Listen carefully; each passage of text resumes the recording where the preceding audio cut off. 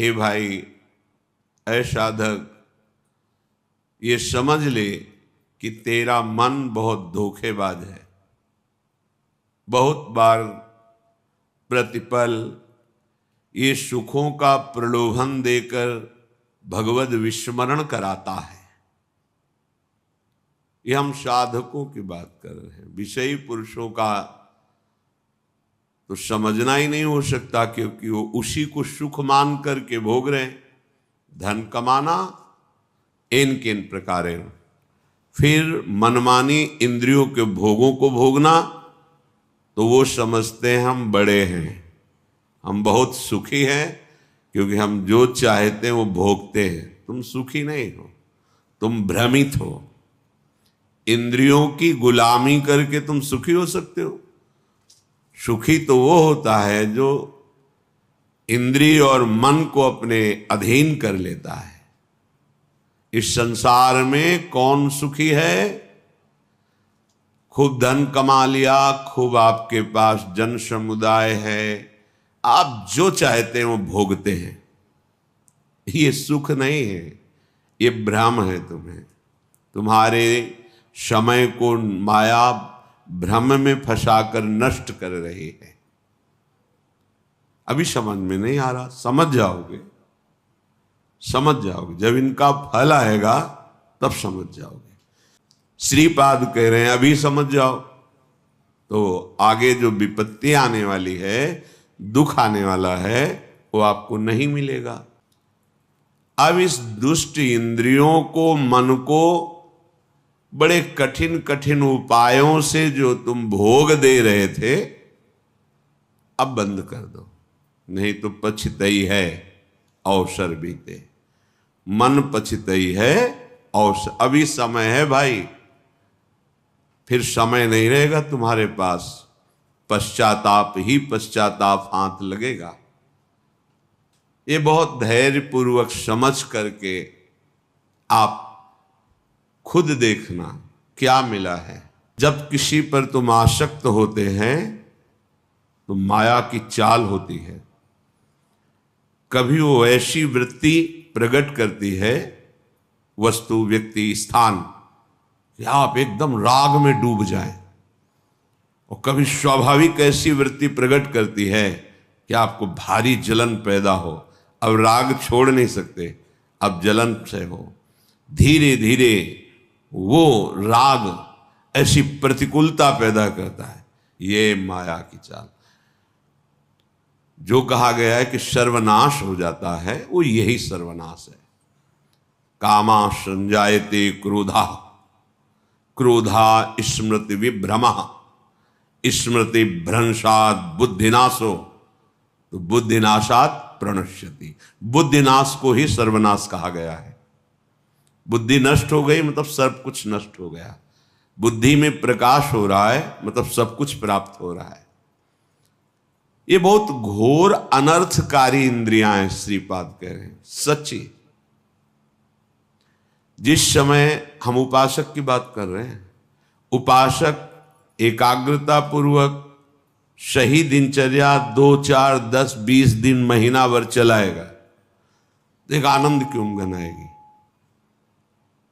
आनंद की उमगन में वो थोड़ा बेपरवाह होने लगता है। जहां थोड़ा बेपरवाह हुआ, उस बेपरवाही में इंद्रियों से फंसा देती है। हंसी, मजाक, मनोरंजन, जहां वो इसमें हल्का सा फंसा, रास्ता बना दिया भोग का।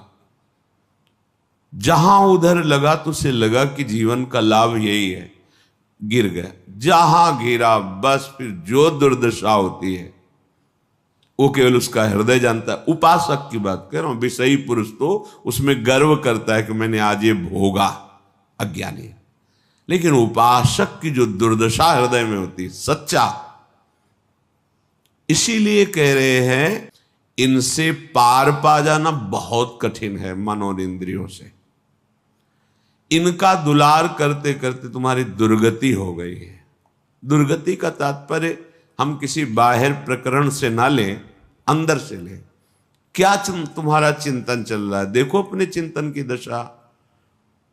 कोई व्यक्ति होगा, कोई वस्तु होगा, कोई स्थान होगा, या राग में चिंतन हो रहा अनुकूल या द्वेष में प्रतिकूल, जलते रहो। इस पावन समय को नष्ट करते रहो, यही नष्ट कर, यही दुर्दशा है। बोले भोगोगे तुम्हारी दुर्दशा होगी, तो तुम दुर्दशा को ले जाते हो केवल शरीर में कि कोई अंग भंग हो जाएगा, नहीं, वासनाओं की भीड़ जमा हो जाएगी, बुद्धि निर्णय करने में असमर्थ हो जाएगी, तुम शोक चिंता इन दुखों से व्याप्त हो जाओगे, विषाद से ग्रस्त हो जाओगे, कोई रास्ता ही नहीं मिलता। ध्यान रखना, भगवत शास्त्र विरुद्धाचरण करने वाले को शांति का कोई रास्ता ही नहीं मिलता।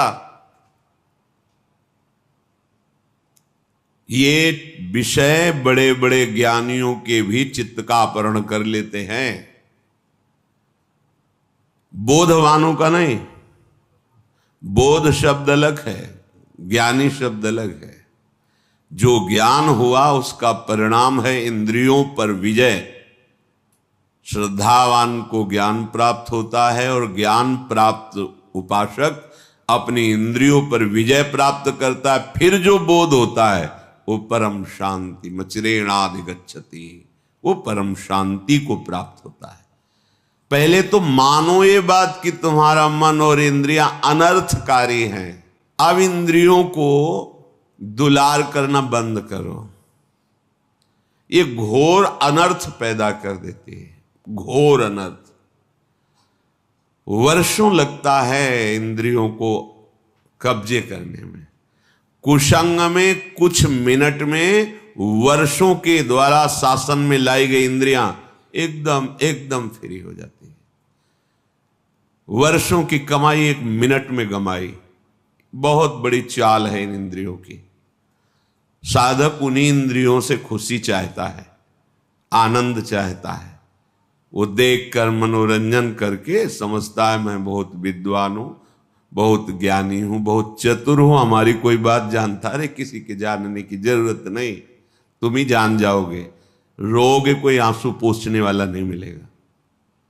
हमारी ये बातें कड़वी जरूर लगेंगी लेकिन बहुत मीठा फल देने वाली। यद तग्रे विषम्यु परिणामे अमृतोपमम, ये बातें सुनने में तुम्हें विष जैसा लगेगा, परिणाम में अमृत मिलेगा। विषय भोग प्रलोभन की बातें अमृत जैसी पहले सुनने में लगती, परिणाम बहुत भारी विषवत होता है। अब इन इंद्रियों को दुलार करने का प्रयोजन छोड़ो, पहले निश्चय करो शास्त्र सम्मत विषय सेवन करेंगे, अन्यथा नहीं। तो जो जहां है शास्त्रा अधिकारानुसार भगवत समर्पित विषय, यही सबसे बड़ा बंधन है। यही बंधन जिसे आप सुख समझते हैं ना, यही सुख भाव से इस ज्ञान समुद्र जीव को बांध लिया माया ने, जिसका कभी भी बंधन नहीं हो सकता, वो इसी सुख भाव से बंधा हुआ है। अगर दुखालय को दुख बुद्धि से देख पावे तो अभी भाग पड़े भगवान की तरफ, इसीलिए नहीं भाग पाता। बुद्धि है, प्रयोग उसका नहीं। अब जैसे भजन नहीं है तो प्रश्न आया कि आप कहते मनुष्य योनि बड़ी दुर्लभ और बड़ा, अब तो बहुत जनसंख्या बढ़ रही तो कहां से आ रही? तो आप जगह एक बीता देखो खोद करके, इतनी दीमक है, इतने जीव हैं कि एक जिला में जितने मनुष्य हैं उतनी हाथ दो हाथ में दीमक निकल आएगी। अब वो जब आदमी बनेंगे तब तुम्हें ज्ञान है, अनंत ब्रह्मांड है, कौन से जीव की कहां गति कैसे भेजी जा रही। कलयुग को महर्षियों ने प्रणाम किया है, ब्रह्म ऋषियों ने प्रणाम किया है। जितना लाभ आप कलयुग में वृंदावन का ले रहे हैं अन्य युगों में नहीं ले पाए। जितनी जल्दी भगवत प्राप्ति कलयुग में होती अन्य युगों में नहीं होती। 10-10 हजार वर्ष तपस्या करके जो फल प्राप्त अन्य युगों में करते थे, दाहिने पैर के अंगूठे के बल खड़े होकर दोनों हाथ उठाकर आकाश दृष्टि करके मंत्र जप कर रहे हैं, जल में खड़े होके 24 घंटे नाम कीर्तन में वो फल प्राप्त हो जाएगा। जो 10,000 वर्ष तपस्या, कलयुग बहुत प्रणाम करने योग्य है। पर आप भगवद विमुख हो जाओगे तो भ्रष्टाष्ट कर देगा। तो क्या और युगों में ऐसे आचरण वाले व्यक्ति नहीं थे क्या? कम थे। ऐसे ही भगवद आचरण वाले क्या कलयुग में नहीं है क्या? कम है। बहुतायत है अधर्माचरण करने की प्रवृत्ति, बहुतायत है इसकी। अब आपको अंदर से सोचना है कि मेरा प्रयोजन इंद्रियों का दुलार करना नहीं है, अभी ठीक होने लगेगा। पर ये सोचना आचरण में उतारना होना चाहिए।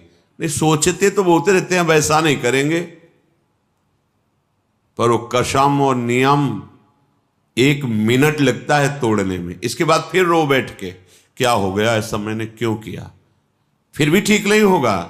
फिर 2 4 6 दिन फिर वहीं पहुंच जाओगे, फिर निराश हो जाओगे, अब तो हम चलने लायक ही नहीं भगवत मार्ग में। इसलिए प्रार्थना है, अब इंद्रियों के परितोष वाली बातें छोड़ो, अब इंद्रियों का पोषण मत करो। जो धर्म विरुद्ध भोग चाहती, जलना ही पड़ेगा। जलना, जलन शब्द याद कर लो। ये जलन तभी होती है जैसे कोई भी साधक विचलित है, मेरा मन नहीं लग रहा, मुझे बहुत परेशानी हो रही, ऐसा वैसा। गलत कर रहे हो, जांच लो, जांच लो। गलत चिंतन है, गलत आचरण है, नहीं तो अभी प्रारंभ में ही मस्ती प्रारंभ हो जाएगी। वो एक अध्यात्म की जो जलन पाप नष्ट करने वाली, वो मन बुद्धि चित्त इनको शीतलता प्रदान करती है।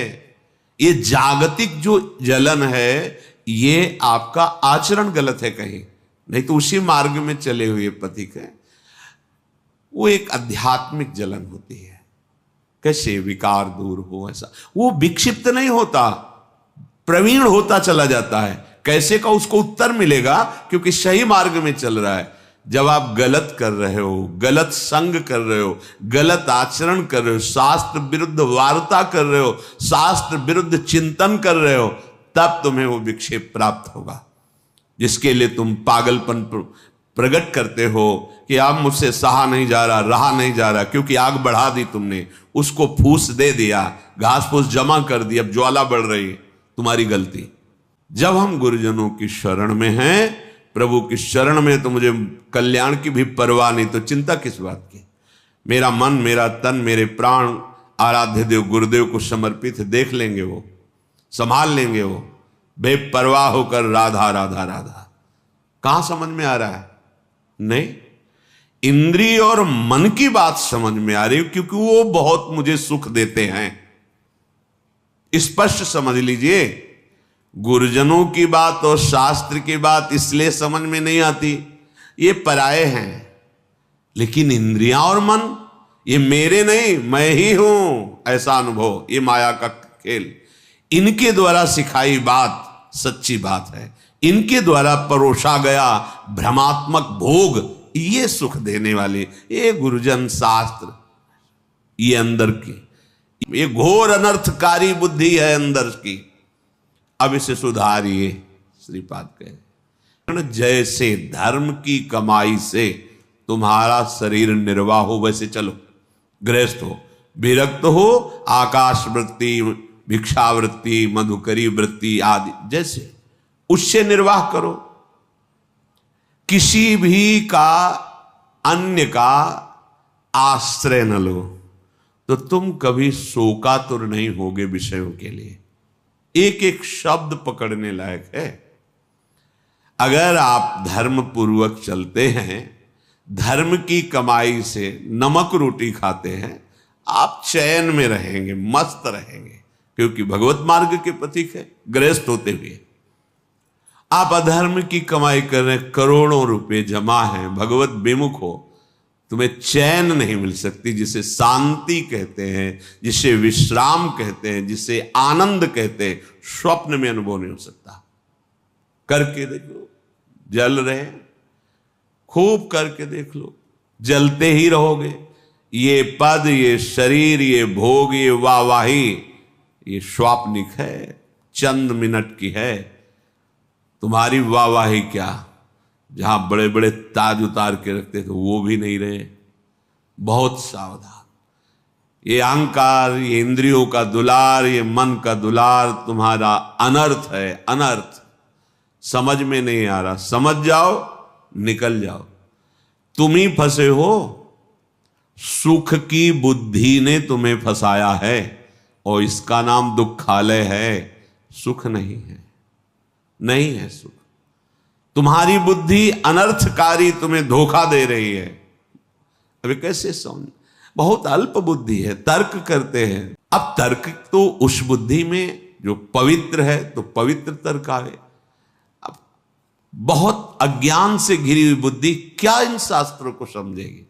तुम्हारा भोजन ठीक नहीं, थोड़ी भी मर्यादा नहीं, गुरुजनों का सेवन नहीं, पवित्र विचार नहीं, तो तुम शास्त्र समझ जाओगे।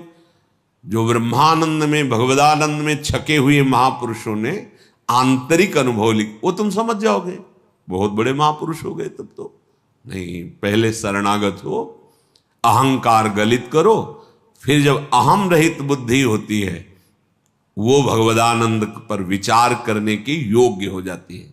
अभी तो देहाभिमान है, जितना भी चिंतन करोगे वो प्रकृतिजन्य ही होगा।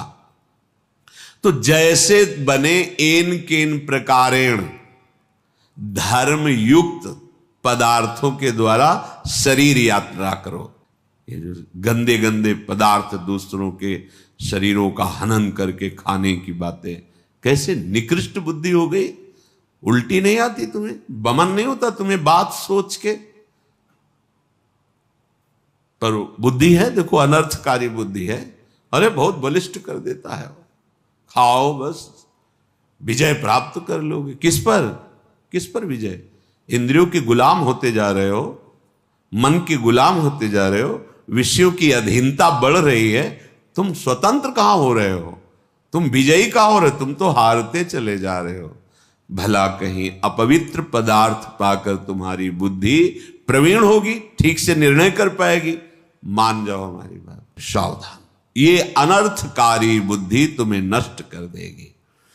तुम श्रीधाम वृंदावन का आश्रय लो, सत्संग सुनो, प्रिया प्रीतम के चरणारविंद की दृढ़ता हृदय में आ जाए तो सब विकारों के जीतने की सामर्थ्य आ जाती है।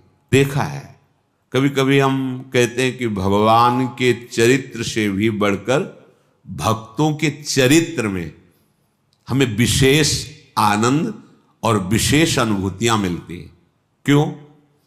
क्योंकि जब भगवान के लिए कोई आश्चर्यमयी बात आती है तो ये हमारे हृदय में बैठा ना सर्वसमर्थ भगवान है, कोई आश्चर्य नहीं होता क्योंकि वो भगवान है।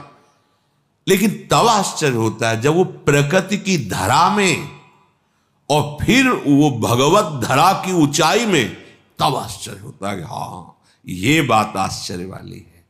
मायाकृत प्रपंचों में फंसा हुआ, फिर मायातीत इतनी ऊंचाई, वो बात समझ में आती। कैसे चला, कैसे माया को त्यागा, कैसे भगवदानंद में मगन। मेरे प्रभु का कोई भी कृत्य आश्चर्य में थोड़ी है, वो तो सर्वाश्चर्य में स्वयं है सरकार। कर तुम अकर तुम अन्यथा कर तुम, अन्यथा कर तुम, जो हो ही नहीं सकता वो भी कर दे। जैसे आप केवल कान से ही सुन सकते हैं, प्रभु किसी भी रोमकूप से देख सकते हैं और वहां से सुन सकते हैं, कहीं से भी आहार ग्रहण कर सकते हैं। कर तुम अकर तुम अन्यथा कर तुम, वो सर्वतो मुख वाले सर्वतो नेत्र वाले हैं। बिल्कुल महर्षियों ने गाया फिर भी कह दिया कि सामर्थ्य नहीं कि आपकी उन प्रभु की महिमा में कोई आश्चर्य की बात है। जैसे हो सके वैसे देर निर्वाह करो धर्मयुक्त पदार्थों से। तुम्हें शोकातुर नहीं होना पड़ेगा विषय के लिए, संसार के संबंधों के लिए या किसी भी व्यवस्था के लिए नहीं होना पड़ेगा।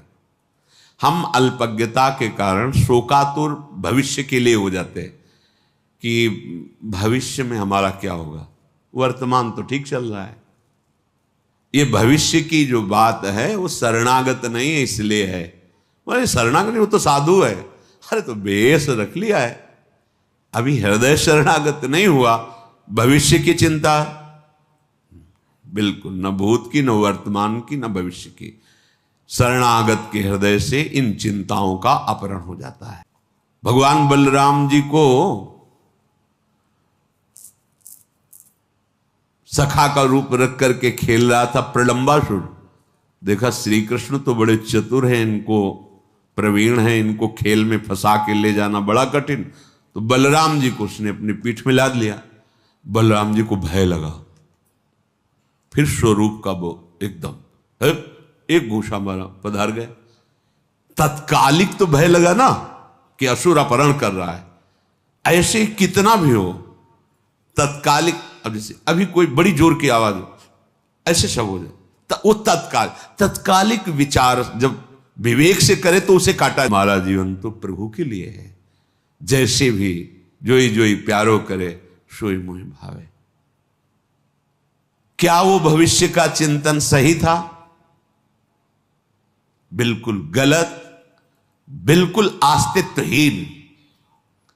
ऐसे ही जब हम अपने आराध्य से देव से अलग होकर शरीर को सोचते तो भूत की चिंता, वर्तमान की चिंता, भविष्य की चिंता, मैंने ऐसा किया उसे भोगना पड़ेगा, ऐसा ना करते तो ऐसा, भूत की चिंता, वर्तमान की चिंता, भविष्य की, ये तीनों चिंताओं का अपहरण हो जाता है शरणागति से। ये हम विश्वास के लिए कह रहे हैं, हमें आगे के विषय में नहीं सोचना। हमारा आज, हमारा कल सब मंगल होगा, क्योंकि हम मंगल भवन प्रभु की शरण में हैं।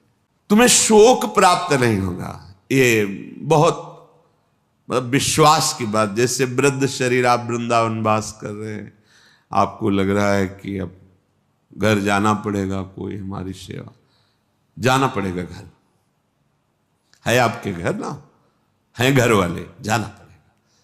और जिनके है ही नहीं, घर वाले ही प्रिया प्रीतम, वृंदावनी घर है, जाए तो कहां, जाऊं कहां तजी चरण तुम्हारे, कोई ठौर ही नहीं। तो हमने ऐसे देखा है, ऐसे एक भी शिष्य नहीं जीवन में बनाया था, एक भी रुपया नहीं था, परम किंचन संत तो अपने कई लोग सेवा में प्रेरित किए गए भगवत प्रेरणा से। तो इस समय उनका स्नान होता, जानते हो कैसे स्नान होता था?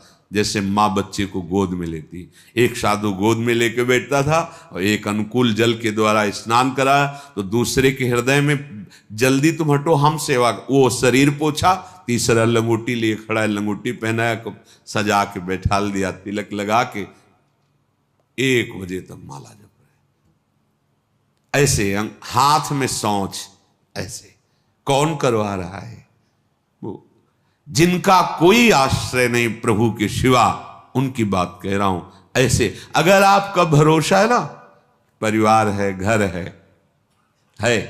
जहां है वहां जाना पड़े। जब है ही नहीं तो फिर जो है वो विविध रूप धारण करके सेवा करते। इसलिए विश्वास को कभी मत टालो, विश्वास को मत हिलने दो। हमारा भविष्य में क्या होगा, अगर ये चिंता है तो अभी शरणागत तुम नहीं हो। उपासक की बात कहने की जरूरत नहीं रहेगी। अगर सही निष्ठा है तो हृदय में ही वो स्फुरित ही नहीं होने देगा जिसके तुम आश्रित हो। जानते हो यहां विकार कैसे भेजे जाते हैं?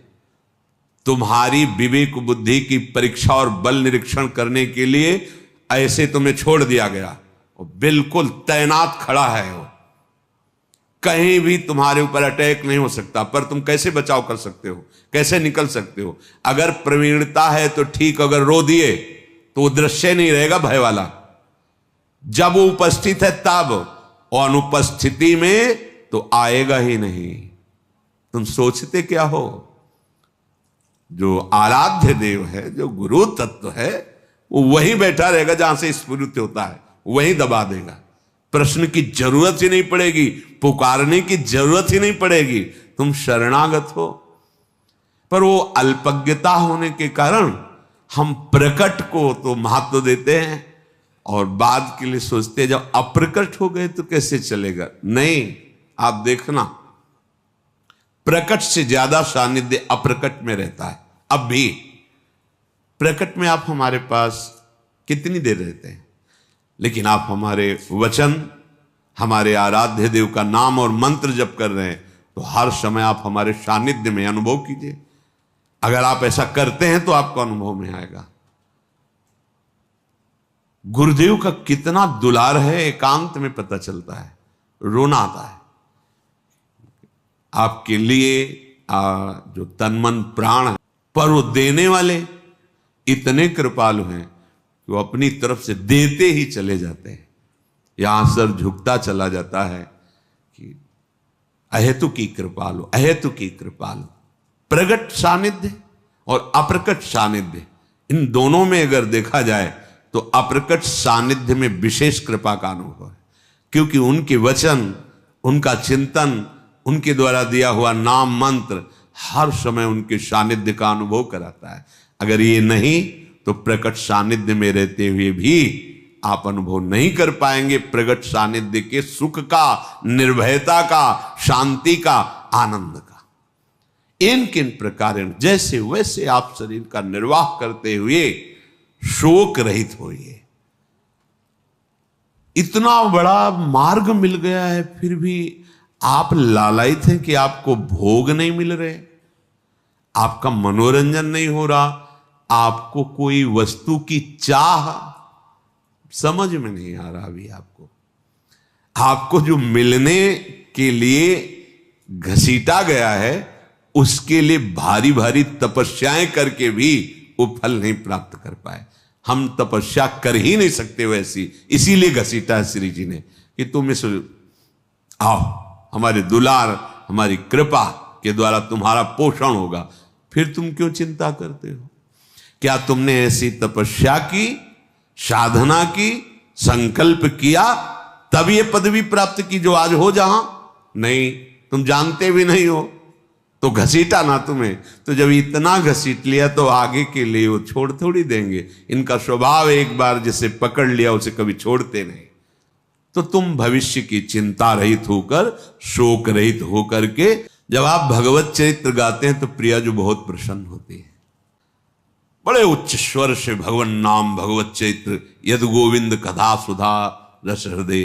अगर मेरा हृदय गोविंद के नाम में, कथा में, तो उसका भाव यह है कि हमारी महारानी जी के प्राण प्रीतम बहुत सुख मिलता है। इसलिए कि इस रास स्थली में कृष्ण चरितम रटन हा राधा कृष्ण, हा राधा हा कृष्ण। रास स्थली वृंदावन की रज का सेवन और प्रभु श्री कृष्ण के नाम का उच्चारण। जब हम वल्लभ, बहुत प्रिय नाम है प्यारी जी को, वल्लभ माने प्राण प्यारे, ये धाम है। जब हम प्रभु का नाम लेते तो प्यारी जो मुस्कुराती, प्यारी जी का नाम लेते तो प्यारे जो मुस्कुराते, प्यारे जो प्रसन्न होते तो प्यारी जी के चरणों में प्रीति प्रदान करते, प्यारी जो प्रसन्न होती तो प्रीतम के चरणों में। ये दोनों एक ही है। एक एक क्षण हम यहां परम सुकृत प्राप्त कर रहे हैं। क्या? प्रतिपद मटश्चापि परितः। एक एक कदम यहां जो चल रहे हो ना, पूरे तीर्थों की परिक्रमा करने का फल भी लघु हो जाएगा वृंदावन की बीथियों में विचरण करना। जैसे आप सत्संग के लिए आ रहे हैं, जैसे आप बिहारी जी के दर्शन के लिए जा रहे हैं, एक एक कदम आपका बहुत पुण्यमय है। यहां कह रहे नाना ग्रंथि, तो नाना ग्रंथि क्या? हमारे न जाने कितने शुभ अशुभ कर्म हमें बांधे हुए हैं, काम क्रोध लोभ मोह मद मत्सर बांधे हुए हैं। ये सब ग्रंथियां कटने लगी। पूरे श्लोक का इंद्रियों का दुलार करना, मन का दुलार करना बंद करो और इस रास स्थली वृंदावन की रज का सेवन, भगवत चरित्रों का गायन और हा राधा हा कृष्ण ऐसा उच्चारण और एक एक कदम यहां चलना, टहलना, बोले बड़े बड़े सुकृतों के ऊपर है। क्यों? क्योंकि सुकृत भी तो एक बंधन है और यहां के सुकृत त्रुटन नाना ग्रंथि, नाना प्रकार के जो बंधन महान दुख देने वाले हैं वो नष्ट हो जाते हैं। स्फुट दमल भावो श्रुणिबहैर, ऐसा निर्मल भाव प्रकट होता है कि आंसू बहने लगते हैं। नटन, वो आनंद में भरकर नृत्य करता है, गायन प्रभु के नाम गुण कीर्तन करता है। वृंदावन मति महान पंकिलयति, वो अपने आंसुओं से वृंदावन की रज को गीला करता हुआ जीवन व्यतीत करता है। आंसुओं से भूमि गीली हुई, राधा राधा कृष्ण कृष्ण, ये जीवन का परम लाभ है।